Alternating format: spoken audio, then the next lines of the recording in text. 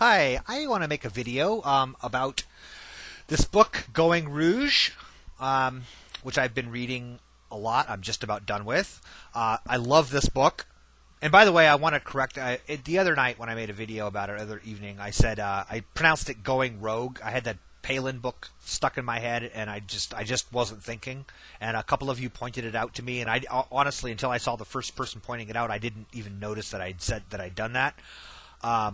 So again, really, truly, thanks for pointing that out. I do want to I want to be as correct as I can in my videos, so I really appreciate that. So this book, though, this is the one point that I found. Okay, just a tiny bit of background. I've made a couple of Palin videos before, but I've been following Sarah Palin in some degree, aware of her foibles, since probably long before most of you knew she existed. And that, only because I live here in the state, and well, we have 600,000 people in our state. It's fairly small. Our politics is fairly small, and we often lack for good news stories. So we tend to, keep abreast of a lot of what's going on in the state. So even when she was mayor of Wasilla, she was making the news, the Anchorage Daily News and such, with some of the stuff that happened. So I was aware of it, and then of course, obviously, throughout her governor campaign, and then also onto her vice presidential campaign. So I kind of take up story, but in this book, again, I found things that I hadn't heard of before. And again, I'm not taking anything this book says at face value. I'm checking to the best of that is to.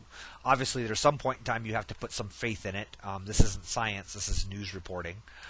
You can't recreate the experiments yourself. You do have to take some things on faith. But so, to the best of my ability, I am researching what I'm reading in here, the stuff that's particularly shocking, at least. And the one thing I found that I somehow had missed. I'd gotten part of the story, but I didn't get the details of it. And the details are what's so critically important about this. And I'm going to tell you this.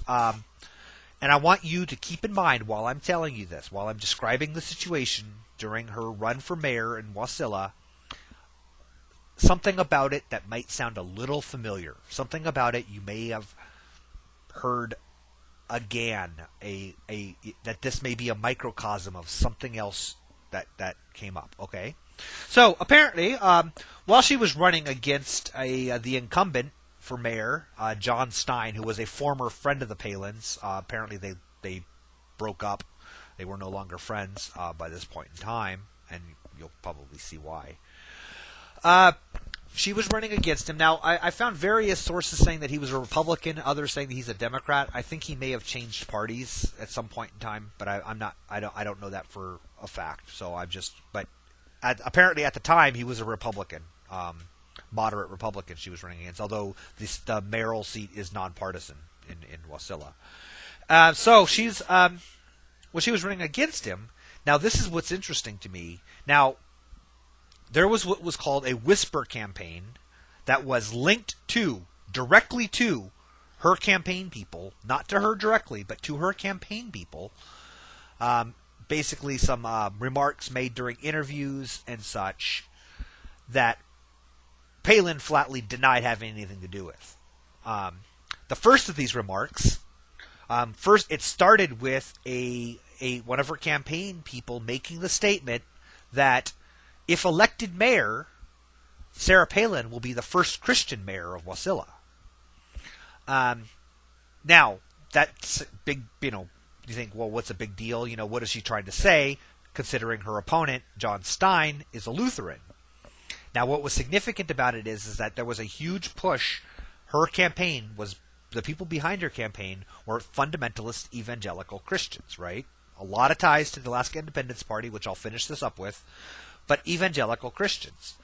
The whisper campaign, as they call it, went on to talk about that allegations that John Stein was actually Jewish and covering up his Jewness by going to a Lutheran church, hiding the fact that he's a Jew. And apparently, one of the comments that was made was, "How can a non-Christian adequately, or how can a Jewish man adequately represent a Christian community?"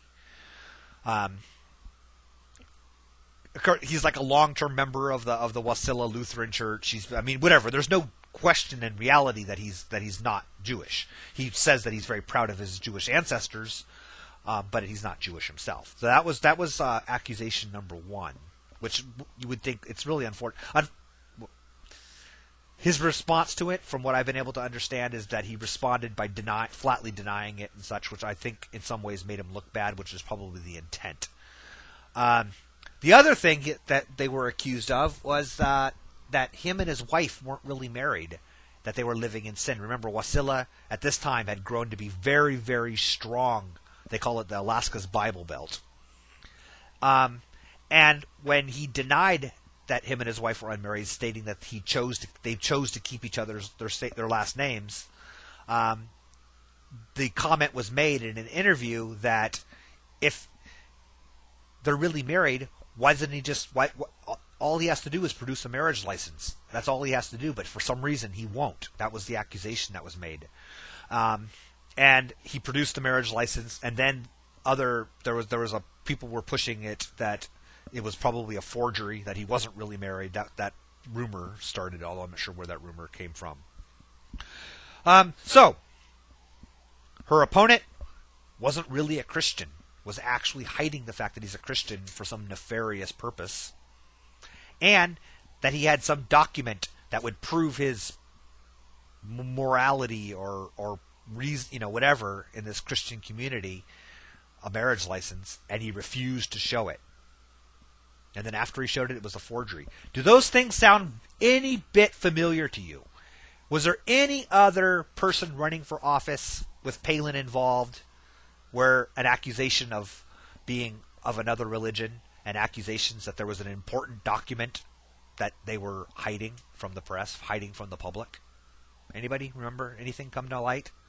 Anyway, I thought that was interesting. Now, of course, Palin would deny it, that any connection with such a thing, but really, she's the only common denominator. There's not people from her mayor election days they weren't on the last campaign trail with her. I'm really, really suspicious. Maybe I'm wrong, but it's awfully suspicious. I thought that was funny. Now, the other thing I want to end up, this is what makes this book worth its weight in gold, is it's got a great chapter and then a whole bunch of other references on Sarah and Todd Palin's connection to the Alaska Independence Party, along with a detailed history of the Alaska Independence Party, including their stand. Now, what's really funny is if you recall, Palin made the comment, "Palin around with terrorists." An accusation about President Obama's past ties with heirs from the Weathermen and such. But that's why I subtitled this video, "Palin Around with Nazis." The Alaska Independence Party has strong ties to a number of neo-Nazi organizations and pro-Confederate organizations in the lower 48. Now, the claim could be made that those organizations only have in common with the AIP that they both agree with secession. But, in fact, there's even in here, it has a discussion with oh God, now I forgot his name. Christum. Anyway, one of the former chairman of the Alaska Independence Party, who rewrote their platform, and he stated that he removed a great deal of the racist statements in their own party's platform, which meant if he had to remove it, it meant it was there, right? So that right there, and this guy, along with another Stoll, Stoll, were close friends of Palin. In fact, Stoll, she even nominated for a seat on the Wasilla City Council, appointed him to a seat that was later repealed because his nickname was Black Helicopter something. That was his nickname because he was known to be a fanatic of these conspiracy theories.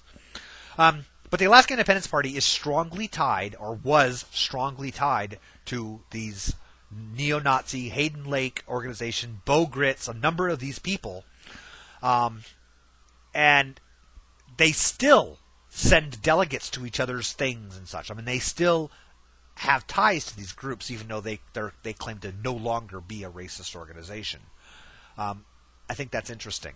I really kind of wish that they had that. I wish that had been pushed a whole lot more than the succession thing was pushed during the election. I think that she should have been held accountable for her connections to the party, which she denied, which were demonstrated to be true, and that party's connection to racist neo-Nazi organizations. So, anyway, that's all I have. I'll talk to you guys later.